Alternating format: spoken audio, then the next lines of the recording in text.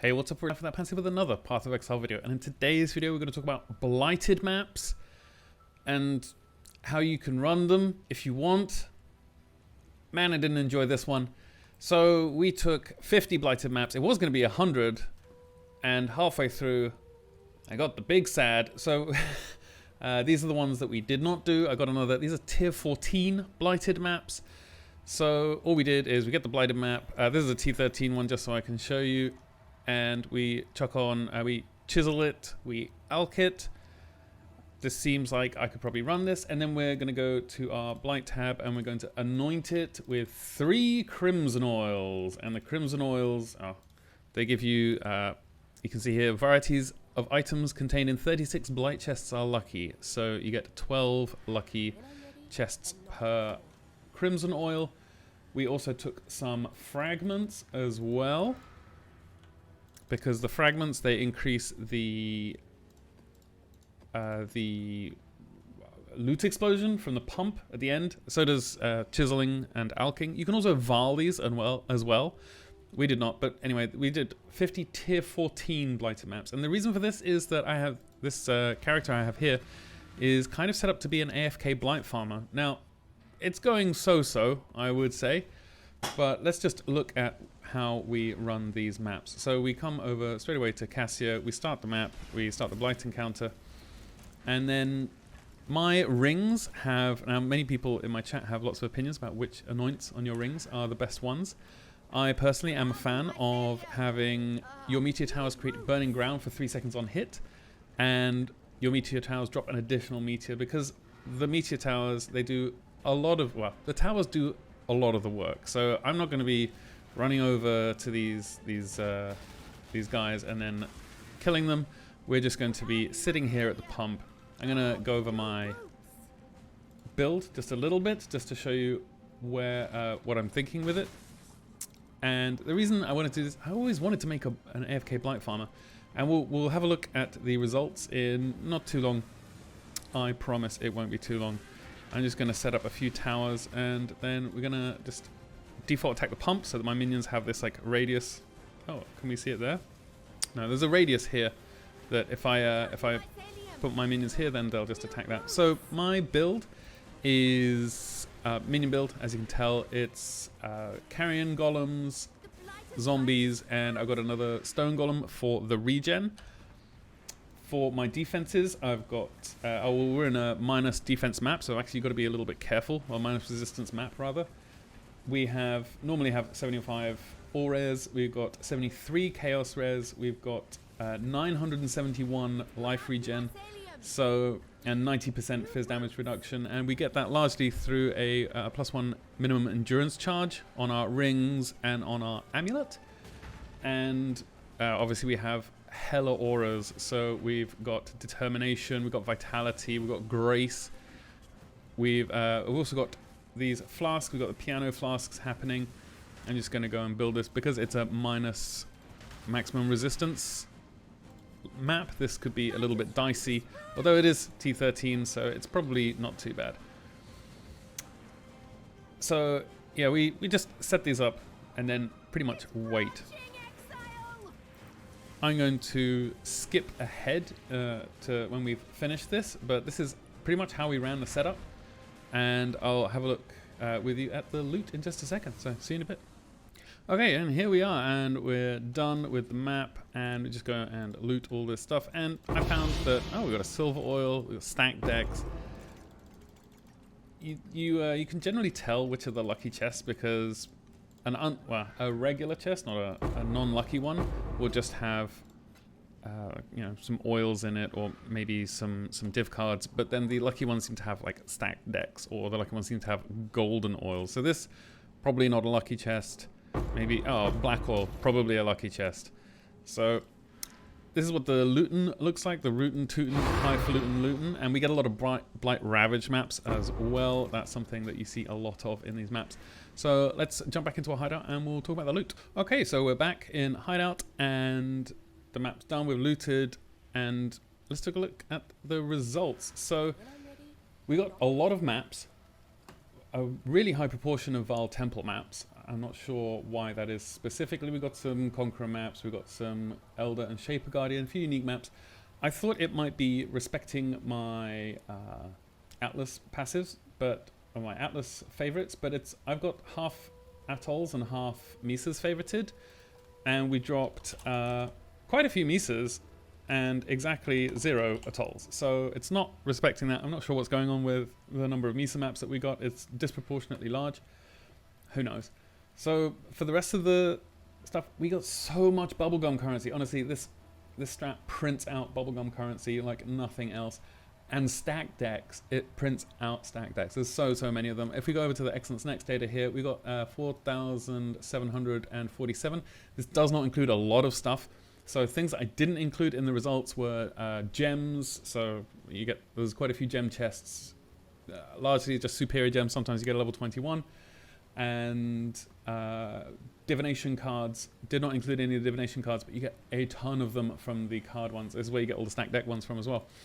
So you get lots and lots of stack decks, lots and lots of divination cards. I didn't include any incubators or anything, although we got quite a few Kalguran ones and other ones from the Legion ones.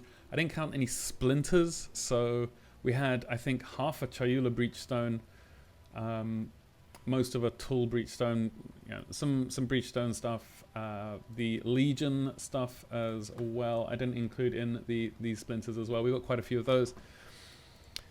But we got 7 golden oils in total, which is it's like 1 every 7 maps, something like that. We got 1 divine orb, which I feel is quite low. I am used to getting way more from Blight, but then again, these are tier 14 blighted maps, so it's that's how it seems to be. About 1 to 2 ratio silver and golden oils. 200, oddly, exactly 200 chaos orbs. We dropped lots and lots of oils, and I upgraded them all to crimson, because when you go and put Blight Ravage map or Blight maps in here and you anoint them, you're either going to go for Azure oils, which give you 15 Blight chests, so 5 lucky Blight chests per Azure, or you're going to go with crimson, which is I think 12 lucky Blight chests per crimson oil. And I think Opalescent also gives you, it gives you like 18 as well, and a big amount of pack size. I've never used the silver oils or the golden oils. I can't imagine that they're good. To use 150C in oils on one map, I can't imagine that it pays out. Maybe that's science for another day though. But yeah, so lots of maps, lots of currency, so much bubblegum currency. I've never seen this much like bubblegum currency from one particular strat other than Blight Ravage maps. Yeah, like I said, we got 94 Crimson Oils, about half a Divine in Awakened Sextants, Opalescent Oils, and then there were lots of things that weren't counted. So we got 23 Blight Ravaged maps, and these sell quite well. So they're largely T16 or T14 ones. The T14 ones are 10C, and I think the T16 ones are 20. So if I think, let's see, how many 14s have we got? We've got 1, 2, 3, 4, 5, 6, 7, 8, 9, 10, 11, something like that. And then the 16 ones, we've got 5 of those. So I just priced them all at 10C. That way sometimes you get double. So this is really super conservative pricing. And for our results, man, it comes out at like 77C profit per map, which is really decent. So for our costs, it was, it cost 7C for the T14 Blighted Maps. I already had a lot from previous Blight strategies that we may have run on this channel for science. We chiseled them out. The Crimson Oils were 2C each. I was surprised at how much Crimson Oils cost. And then Sacrifice Fragments. And then for our returns, yeah, the Blight Ravage maps, we got 23 at 10C here, but obviously you get a bit more. There's the rest of the bubblegum currencies here. Awakens, Excellence, Crimson Oils, Chaos Silver, Divine Orbs, Golden Oils, and Stack Decks. It works out at quite a lot of money. It didn't feel like it whilst I was running. It doesn't feel like you're walking out with 77C profit per map. It really does not feel that way. And you are. And I think this is a really great early league strat as well. Like if on day 2 you can be running these Blight maps, I mean, this is crazy money, like day 2 of the league. That's very, very good returns. So I think being able to, doing it AFK is probably not a viable day 2 strat. But early league, doing some blighted maps, I think is really, really good money. Now, there are a few things we didn't count in the results. So we got a Paranchaetic Resonator. We got 2 Asenaths. I thought one was just it was just coincidence. But we got 2 of them. So I'm thinking maybe Asenath drop more frequently from blighted maps than you might think.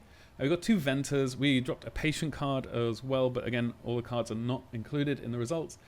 We dropped the Spore Guard as well, which I think is like 20C or something like that.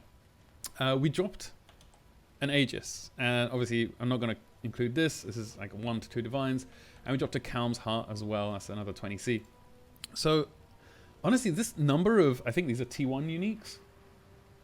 The number of T1 uniques was quite high. I mean, this is, I think these are the T1 as well, but even if it's just these 5, this is 1 every 10 maps, so you get a T1 unique. That's nutty, especially for, again, if this was day 2 of the league. Wow, that's some crazy money you get from this. So I think this is a very, very good early league strat. But would I do this again? No. Am I going to do this again? Yeah, absolutely. I'm going to upgrade my build, and we're going to do T15 and T16. We're going to do 50 of those as well, because we need to know. We need to know for science what they compare, what they stack up against each other like. Oh, also I didn't include any of these blueprints or contracts either. That's probably some extra money. We need to know. It's the people demand knowledge. So I'm going to spend some time upgrading my build. I think I'm going to swap this into only zombies. I think because the zombies slam doesn't actually miss. It's not possible for it to miss. So I think that's going to be really good. I think I'm going to move out of carrying golems. Although I do miss, like, I played carrying golems, I think in Heist League. I really enjoyed it. It's going to be a shame to miss out on the golems, but I'm going to, I think, go straight into just purely zombies and upgrade the DPS by quite a lot. And then tackle the T15 blights and then the T16s, and we'll see where we go. So anyway, that's it from me. I hope you enjoy this video. If you want to try out some blight maps, let me know what you think. I know I should probably be corrupting these so I get tainted oils. I know, and I know you probably have opinions about what kind of ring anoints I should get. I know. Anyway, that's it from me. I hope you're kind to everyone you meet. I love you all very much, and I'll see you in the next one. Cheers.